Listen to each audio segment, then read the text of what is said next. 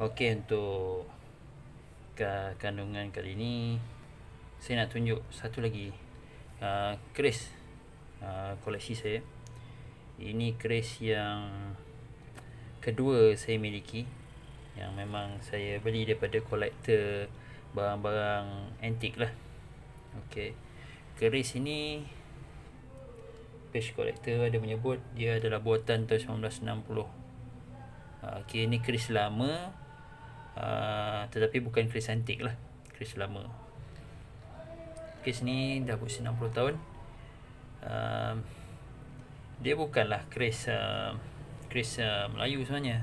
Jadi macam keris yang bercampur lah, keris hybrid. Saya yakin kalau kita menilai dari segi beberapa ciri dalam pada keris ni, saya yakin buatan daripada Pulau Madura. Okey, tanpa kita melengahkan masa lagi, kita terus mengenali keris ni lah, secara umum. Okey, keistimewanya adalah dari segi pamornya. Okey, pamornya ada dua jenis kalau mengikut catatan daripada kolektor. Jenis Raja Kamkam dan pamor pancuran emas. Saya mula dulu tak faham mana satu pamor yang dimasukkan, pamor Raja Kamkam dan pancuran emas. Okey, apabila saya membuat rujukan pada buku Tosan Aji, okey, yang dimasukkan sebagai pamor Raja Kamkam, inilah dia. Yang di bawah ni yang bentuk macam segitiga ni kan. Ini dia panggil sebagai pamor Raja Kamkam. Kalau menurut catatan yang saya selidik daripada secara online, pamor Raja Kamkam ni memang adalah daripada Madura lah. Madura ke Bali ke, lebih kurang macam tu lah. Manakala yang dimasukkan dengan pamor pancuran emas tu adalah yang ni, yang memanjang begini. Ini memang saya rujuk dari buku Tosan Aji. Itu memang yang berjalur panjang macam ni. Ini dia panggil sebagai pancuran emas. Sebaliknya macam tu sama juga. Okey, yang memanjang macam ni.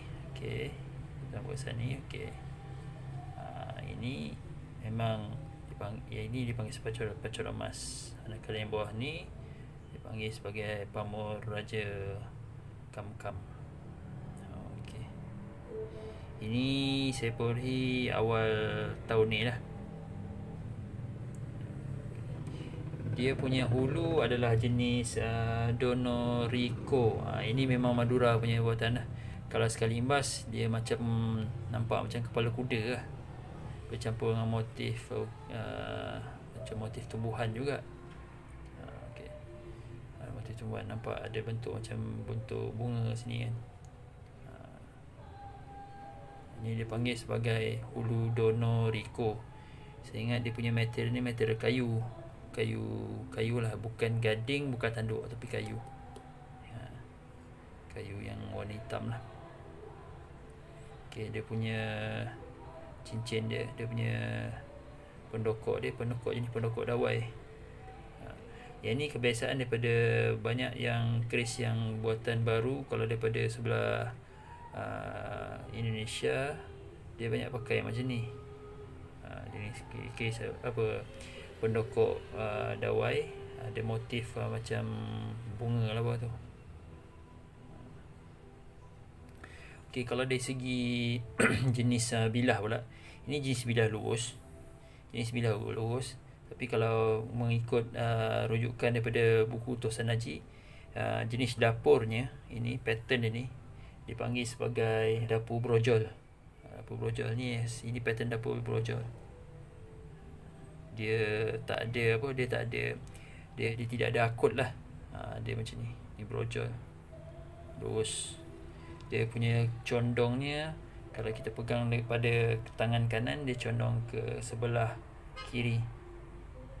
Yang ni cuma yang special dia kalau dapur brojol, dia tak ada kerawang ni. Kalau ikutkan, dia jenis kosong. Ini dapur brojol yang ada kerawang lah. Dia punya ganja pun ada garis macam garis pamor lah. Bilah ni saya kerap sapukan dengan minyak lah, supaya dia nampak berkilat lah, nampak berseri lah kan. Kalau yalah bagi cantik. Masa mula-mula saya dapat ni, dia agak kuat bau kemenyan ya. Mungkin adalah sebelum ni yang punya barang ni guna menjaganya dengan memperasap kemenyan, dan ada kesan-kesan ditandakan dengan kemenyan. Cuma sekarang ni bau kemenyan tak ada lah, sebab saya dah cuci juga. Mana-mana keris yang saya dapat, saya akan cuci lah. Saya akan bersihkan dengan air asam jawa lah. So asalnya dia agak macam kotor sikit lah. So saya dah bersihkan, so dia jadi macam putih. Dia memang bersih yang putih. Cuma berbau ni saya membuat eksperimen lah. Ambil buntut kuali punya arang tu kan, dia carbon juga. So saya lomorkan, so nampaklah dia punya corak-corak pada bilah tu timbul macam ni. Kalau tak, dia tak nampak ni, yang ada macam ni. Tapi tak hilang juga. Saya ingatkan dia hilang. Saya biarkan. Itu eksperimen lah. Sebab keris ni tak ada apa-apa lah. Terpulang orang nak anggap apa, kosong ke apa kan. Tapi dia tak ada apa-apa lah. Setakat ni dia biasa lah.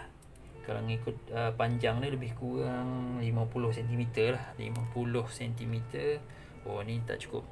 Saya punya pembaris tak cukup panjang. Kita panjang keseluruhan sampai ke hulu ni lebih kurang 50 cm. Manakala bilahnya 37 cm ataupun 14.6 inci. Kalau keseluruhan tadi tu panjangnya tadi 50 cm bersamaan dengan 19.7 cm. Okey. Dan kita lihat pula dari segi dia punya sarung dia. Okey, kalau Indonesia sebut warangka. Yang ni dipanggil sebagai warangka warangka tengah Sumatera, Gayo. Itulah, saya tak tahu ini Sumatera Tengah punya. Ini bentuk dia macam katanya macam bentuk samping gaya Sumatera lah. Sumatera Tengah ni kalau tak silap sama ada sebelah Palembang ataupun sebelah Siak sana. Okey, dia punya penduknya adalah penduk, tak saya sini penduk tembaga saya sini. Jenis penduk dipanggil sebagai penduk buntun. Maksudnya dia penuh, dia sarung saja kan. Ada yang jenis penduk yang terbelah tengah, ataupun dia hanya ada sebelah separuh je kan. Ini penuh, dia tak ada belahan tengah. Cuma dia ada hiasan lorekan bunga dan juga motif naga. Motif naga. Kalau ikut naga ni, kalau ada kira lok 1, 2, 3, 4, 5, 6, 7. 7. Wah. Cuma saya kerap meminyakkan lah bahagian kayu ni supaya dia nampak bersih. Kalau mula dapat ni memang ni macam ni. Penduk dia ni agak kusam kan, tapi selepas saya basuhkan dengan air asam jawa, dia nampak begini ya seadanya. Sebenarnya boleh buka ni tuan-tuan. Okey, macam ni. Ini dia punya ada kayu nipis dalam ni. Ini dia. Okey. Saya letakkan sedikit plastik jenis supaya dia tak longgar sangat. Okey. Nampak tak cantik pula. Okey. Ada yang jenis orang akan tahu letakkan kain. Tapi saya tak berapa pandai nak melilit kain, sebab kita tak tahu tebal dia tu kan. Tak apa, yang ni dalam proses belajar agak. Benda ni semua dalam proses belajar lah. Saya pun masih baru lah benda-benda keris ni. Walaupun bapa saya memang ada dulu simpanan keris yang sangat banyak. Yalah, kita dulu masih kecil, mana lah ambil peduli sangat benda ni kan.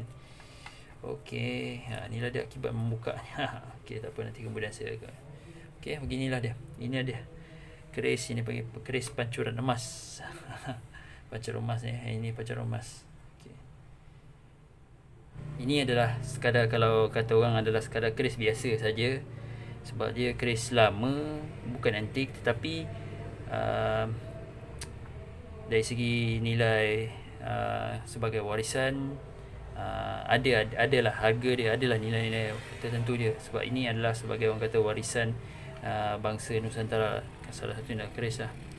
Jadi saya simpan ni sebagai sebahagian daripada koleksi peribadi saya lah. Kalau kita menilai dari segi pembuatan dia, mungkin dia orang yang mempunyai dulu membuatnya atau pembuatnya meletakkan fungsi dan peran-peran tertentu. Sedangkan dari segi pamor pun ada dua pamor yang berbeza bergabung, mungkin ada nilai-nilai dia, falsafah yang khusus dalam tu. InsyaAllah ini sekadar perkongsian tuan-tuan untuk tatapan mata dan untuk pengetahuan bersamalah. Okay, semoga ia memberi manfaat untuk diri kita semua sebagai satu hazanah bangsa. Assalamualaikum, sekian, terima kasih.